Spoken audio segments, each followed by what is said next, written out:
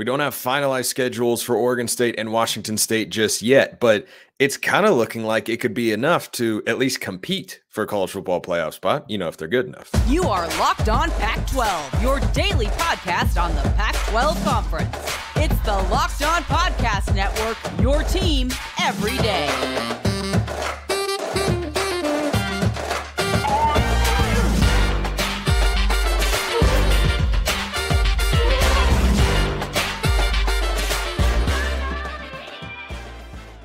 Welcome, everybody, to another episode of Locked On Pac-12. I'm your host, Spencer McLaughlin. Thank you so much for making this your first listen or your first view of the day, part of the Locked On Podcast Network, your team every day, and your number one source to stay up to date with our media rights and soon to be mostly team-free. But until then, beloved and loaded Conference of Champions, like, comment, subscribe, rate, and review, please and thank you, wherever you listen to or watch this show.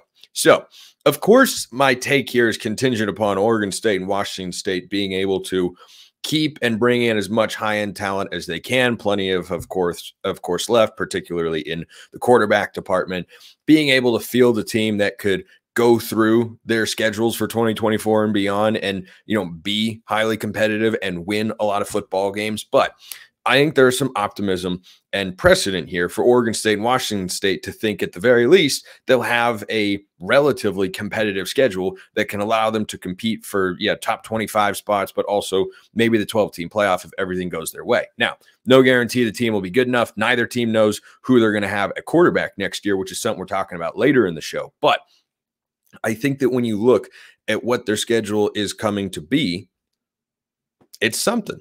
I have seen worse schedules get into a less expansive playoff. So the big announcement, first of all, is that Oregon State and Washington State are planning, according to John Canzano, to continue the Civil War for 2024 and beyond. And so how this would work in 2024 is Oregon and Oregon State would play in Corvallis, just like they would have if it had been, a conference that had stayed together. It would have been back to Corvallis. So the Beavs get a home game there against Oregon on September the 14th. This has not been ratified yet, but it looks like it is going to get done.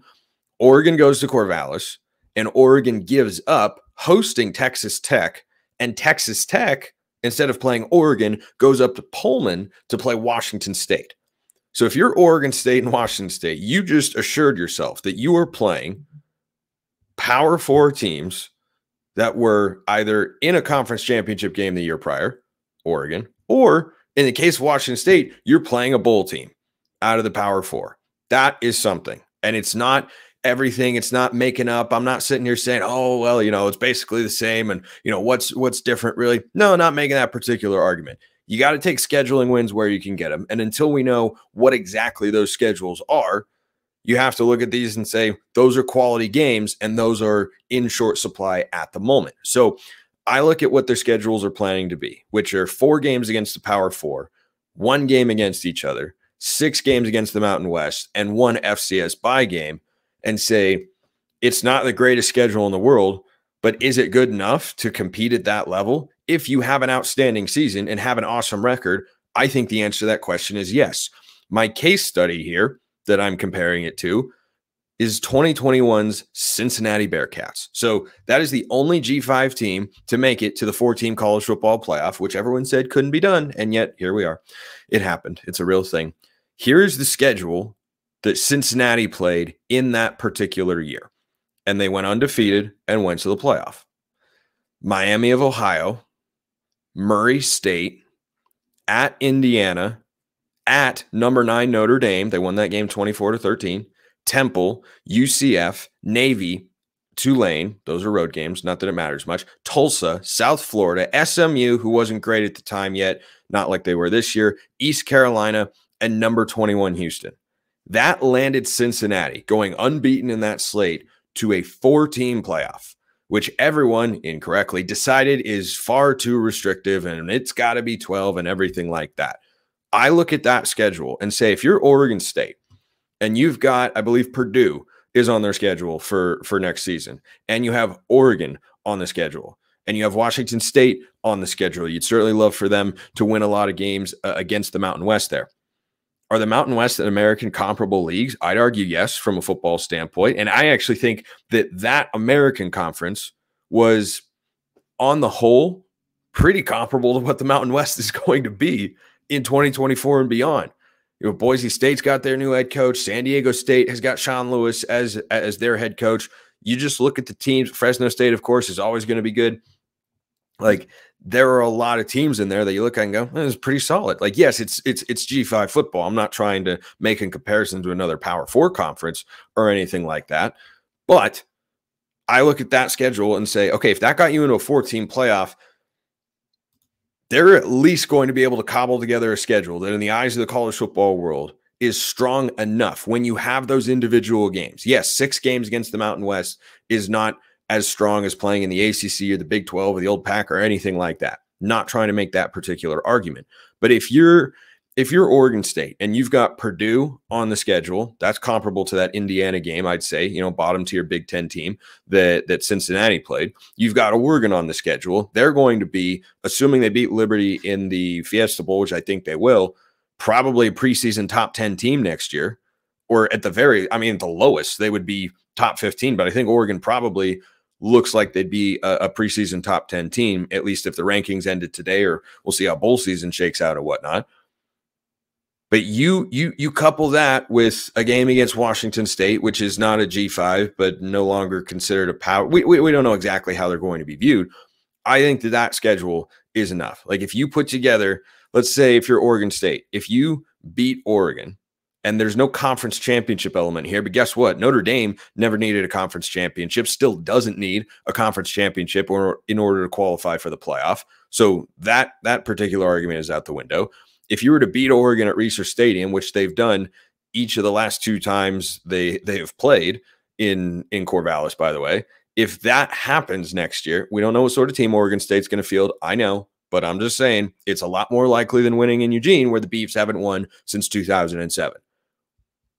If they win that game and they lose just one other game and they end the year 11-1, you're telling me that team wouldn't have a chance to get into the playoff? Cincinnati got in at 13-0 into a 4-team playoff. Now we're expanding. It's going to be, in all likelihood, a 5+7 model where you've got the 5 highest ranked conference champions and 7 at-large spots.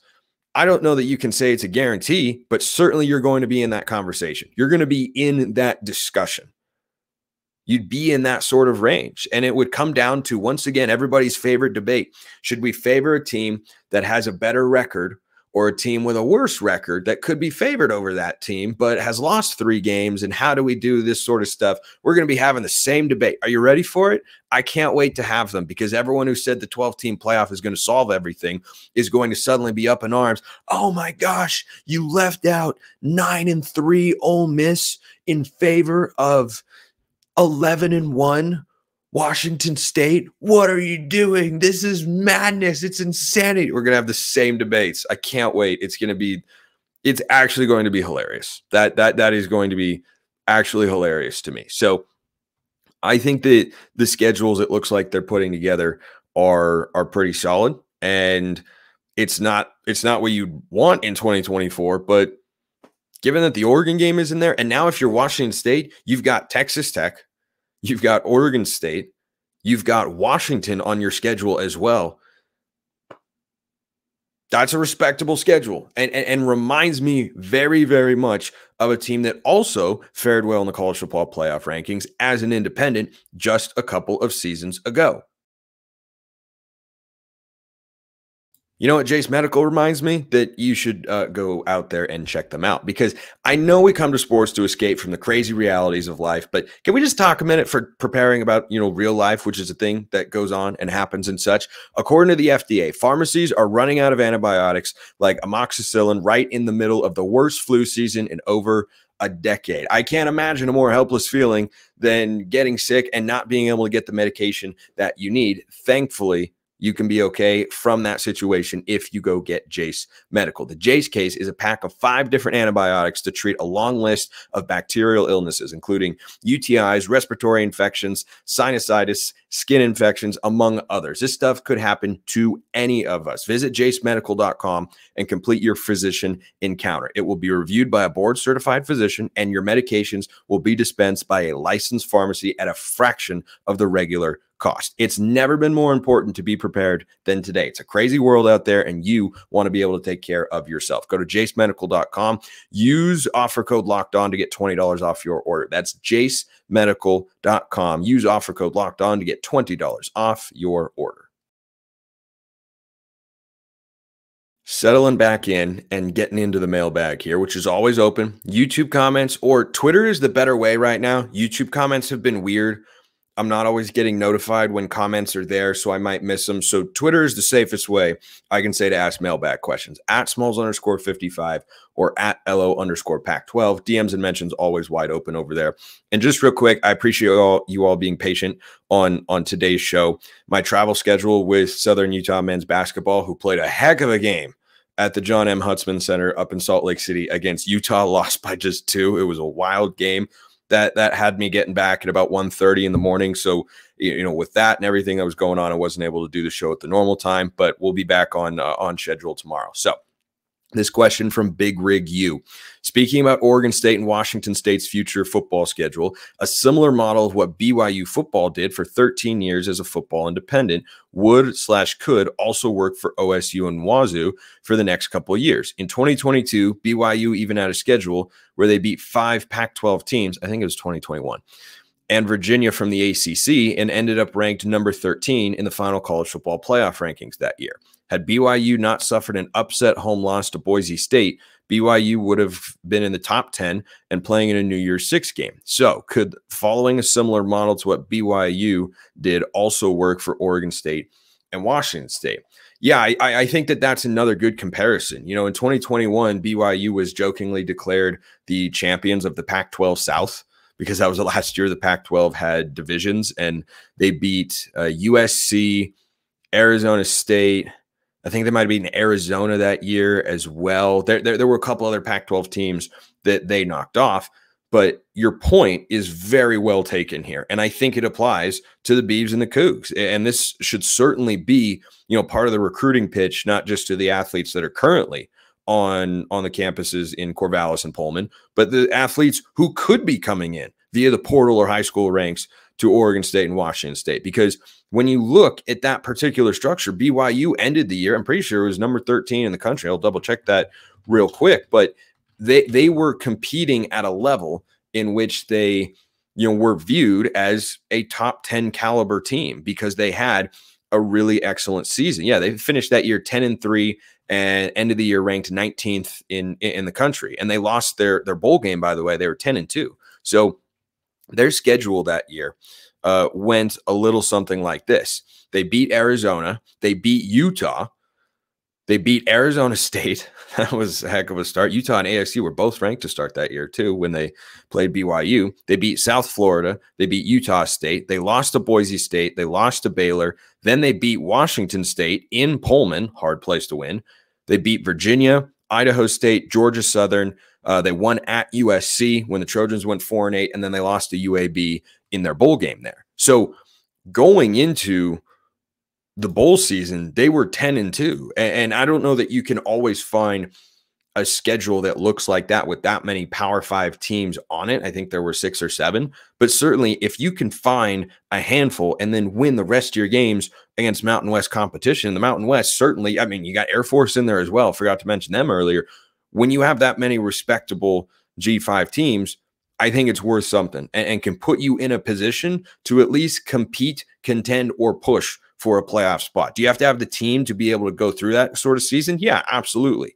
And that's going to be the biggest hurdle for Trent Bray and Jake Dicker going forward is, okay, how do we put together a roster and convince players that this is a place we can be and compete at that sort of level? Because you don't know, right? I'm saying this stuff theoretically because I believe it to be true based on recent history and what the future may hold, and also what I think should be available to these schools.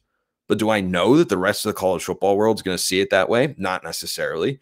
And yeah, you could need help for a time or two in order to get into the playoff. If you go, 11-2 or something and play some conference championship, I don't know. They're not eligible for the Mountain West Conference Championship under the scheduling alliance that they've announced. But if you go 11-1, like think about it for Oregon State. And again, I have no idea if they're going to be able to put together a team. We'll, cover that in the offseason and such. But if they put together a team that is capable of, playing similar to the level that this year's team played at, right? Headlined by Damian Martinez running the football and whatnot, and they find a quarterback. And again, we're talking about quarterback options for both these schools later in the show. I would look at an 11-1 Oregon State team and say, if you have a win over either Purdue, if they could have a bounce back season, which is going to be really tough for them in the new look Big Ten, if you could get that, or really, beating Oregon would probably be the essential one. I don't know how that team wouldn't be in the playoff. Like if Oregon State loses one game, but they beat Oregon and go 11-1, that's a pretty solid case. That's a pretty solid. I'm not saying it's ironclad. Certainly if they go undefeated, it would be. But if they were to go 11-1, yeah, I feel like they'd be pushing for it depending on who they're able to get on their schedule and who they're actually able to beat. By the way, I mentioned this once before. It bears repeating. No team would benefit more from a bowl game victory than Oregon State. So speaking of the Beavs, they have made their hire at offensive coordinator. And speaking of the talent that they may or may not have on their team next year, freshman cornerback Jermod McCrory entered the transfer portal. Guy was a good player for Oregon State this year. I think he had like 31 tackles and 2 picks were the numbers that I saw for him. So retaining those sorts of guys might be a challenge going forward, and we'll see what sort of roster the Beavs put together. It'll be a fascinating thing to follow. But they do have an offensive coordinator, which means task number 2 is figure out a quarterback. So their offensive coordinator is Ryan Gunderson, who is an Oregon State quarterback alum. He didn't play, as much as a guy whose name I'm probably not going to mention on the show because I don't think Oregon State fans would really want me to. He's mostly a backup in his career with the Bees. At least that's what the research that I did before the show said.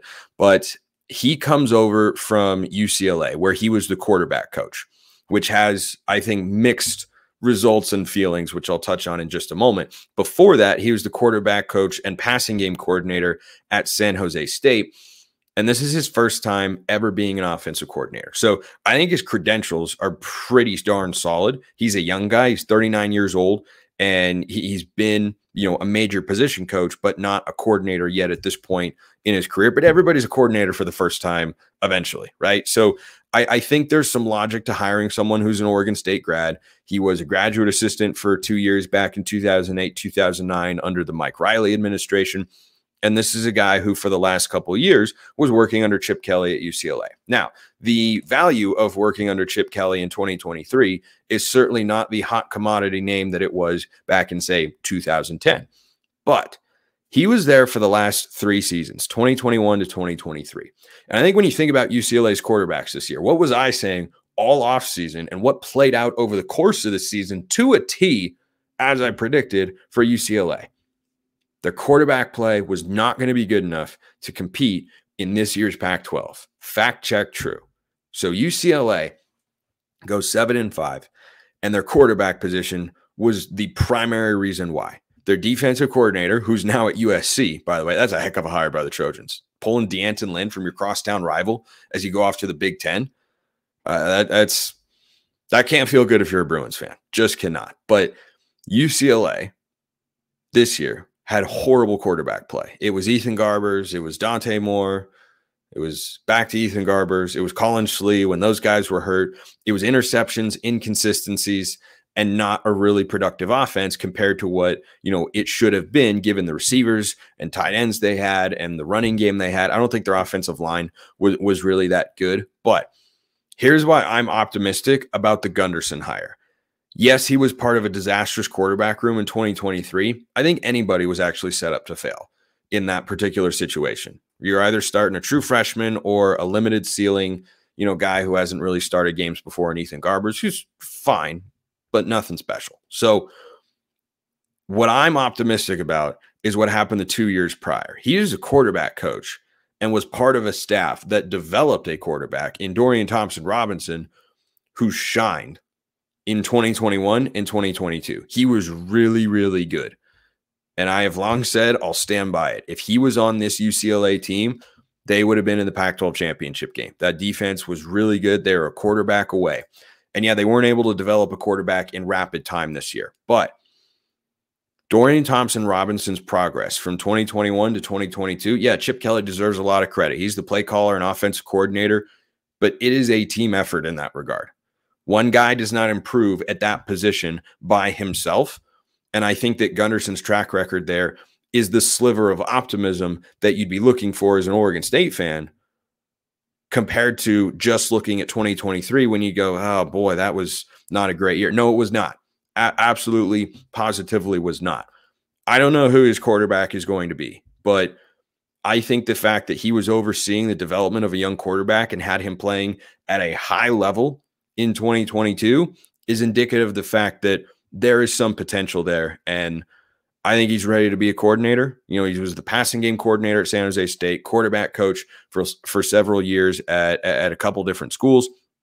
And so this feels like a really, really good fit. Oregon State grad. I think that is, you know, potential PTSD for the Beavs aside. I think that I think it's a real solid hire there by Trent Bray. Who's the quarterback going to be? Well, there are some options, but right now we don't know. We do know that FanDuel is fantastic because as the weather gets colder, the NFL offers stay hot on FanDuel. Right now, new customers get $150 in bonus bets with any winning $5 money line bet. No matter who it is, any winning $5 money line bet, you get $150 in bonus bets. It's that easy. $150 if your team wins.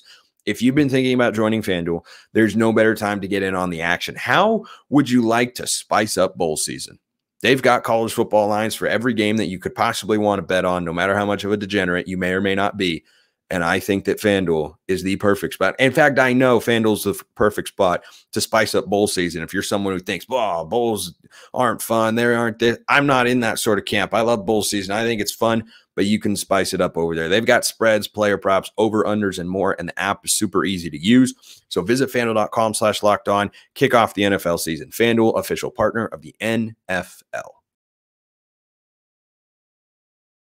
Good show going today. Gosh almighty. I like it. Good stuff. The off season has a lot of really fun topics. I'm not fully ready for the season to be over because then I'm just going to miss football for, 9 months, but be talking about that plenty here on the show. And just as a quick word for those who maybe have asked in the comments or haven't asked and are planning to ask, I get a lot of questions all the time. Spencer, what's going to happen with the show now that the Pac-12 isn't there? What I can assure you is I will continue hosting Locked On Ducks, but you don't tune into this show to hear Spencer, the Oregon fan. You tune into the show to hear Spencer opining on college football matters beyond the University of Oregon. What I will say is that this show, this channel, this feed, wherever you're listening to or watching, is not going to go quiet. Nothing has been finalized. I will not be going away. That's all I'll say. That's all I can say right now. But stay tuned, follow me on Twitter, and I'll keep you posted over there. So, names to watch for Oregon State and Washington State. Both of them, by the way. Now, I don't suspect that this first name would be a candidate at Washington State, given how that situation went down. I mentioned him the other day on the show, and Jayden de Laura is objectively a fascinating name to watch. Now, yes, he transferred and was immediately eligible coming from Washington State to Arizona, but he can do what Cam Ward and DJ Uiagalelei are about to do and become graduate transfers. So that is the way the transfer portal works and why it can be even crazier than people, realize at times. Although I think everyone knows it's pretty wild. There were over 1,000 players in the portal. Like, that's the way it is. FCS, FBS, everybody's moving. So Jayden de Laura is a guy that went to Washington State initially, transferred down to Arizona, but now if he graduates, which he's been in college for 4 years, he was a freshman in 2020, he's a junior because of COVID, he can then graduate and become a graduate transfer to another program. That is the way that this can work. DJU is about to do the same thing, right? He was Clemson, Oregon State, immediately eligible. He's going to play for somebody in 2024. We don't know who. I would watch for DJ Uiagalelei to UCLA. That is, I won't call it a prediction. I'll say just kind of keep your eye on that particular move if you're interested. But I don't think de Laura would go back to Washington State. I do think he'd consider Oregon State if he wants to go somewhere and start. And if you're Oregon State, what other options are available? Now, we don't even know every quarterback's name that's going to be in the portal at this point in time.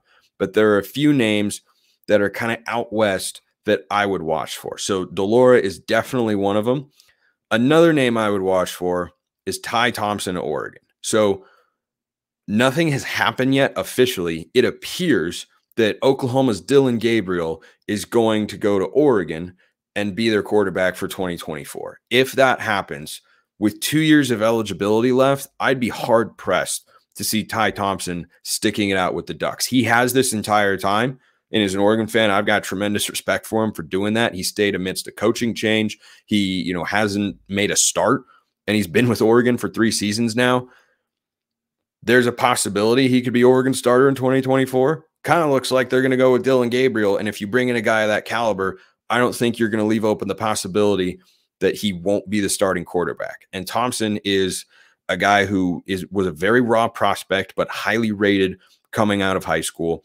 He did not look great in the limited action he saw last year. He has looked significantly better and has flashed the 5-star talent he had in the moments where he has gotten to see the field. And if he's someone who'd be on the move, I know that Washington State likes to throw the football. It's a name I would look at. I would be surprised if he goes, like he wouldn't drop down like Sam Heward did at Washington, which is still wild. Like he was a 5-star recruit, and then Heward went down, ended up playing at Cal Poly, which is an FCS school. I don't think Ty Thompson would do that. I think Thompson's a better prospect than Heward was. But I look at, what his options are and say, if you want to throw the football around, Washington State can do that. Now, the downside is, if he stays at Oregon, he might not play. But if he happens to get an opportunity to play, he's going to have a running game. And in Washington State, they've really, really struggled to develop a rushing attack consistently. So that's just a name that I would follow and see what happens. But I think the Oregon quarterback situation has to get clarity before you can know whether or not Thompson would be on the move. But if Gabriel comes in, I'd fully expect Ty Thompson to transfer. Here's another one that is not, I don't know how likely it is. I just know that there's been a lot of turmoil, and, they just hired the interim head coach at Boise State. But Talon Green, their quarterback, inconsistent at times, but a big guy, big arm, and moves pretty well. He's not always the most accurate, and I think reading defenses, he's just okay. But when you've got a program that's in flux like that, maybe he wants to be the guy that sticks it out. But I think that's a name who is certainly, it'd be hard to not have interest in him if you're Oregon State. I mean, Oregon State, I'm pretty sure, played against him in 2022. He's a redshirt sophomore this year, so he'd have 2 years of eligibility left, I believe. And so, right, redshirt sophomore, 1, 2, 3. Yeah, okay. So he'd have 2 years of eligibility remaining. That's a name that I would watch for. These are not the only potential targets, and I expect more to go in the portal that might catch my eye and go, hey, that could be a guy who you go after, right? Maybe one of Cal's quarterbacks goes into the portal. Sam Jackson, the TCU transfer, or Ben Finley. I don't know if he's got any eligibility left. There's some other names and options out there, but I think that's the next objective for both Oregon State and Washington State in the portal is they need to figure out who their quarterback's going to be. Because right now, I know Wazoo's backup played a little bit this season. I don't know if he's someone they see as a potential starter. Maybe he is, but I'd expect both to go into the portal with the number of quarterbacks that'll be available and try and find somebody who can help them compete in 2024. Appreciate everyone listening. I'll see you next time. And until then, hope you have a wonderful rest of your day.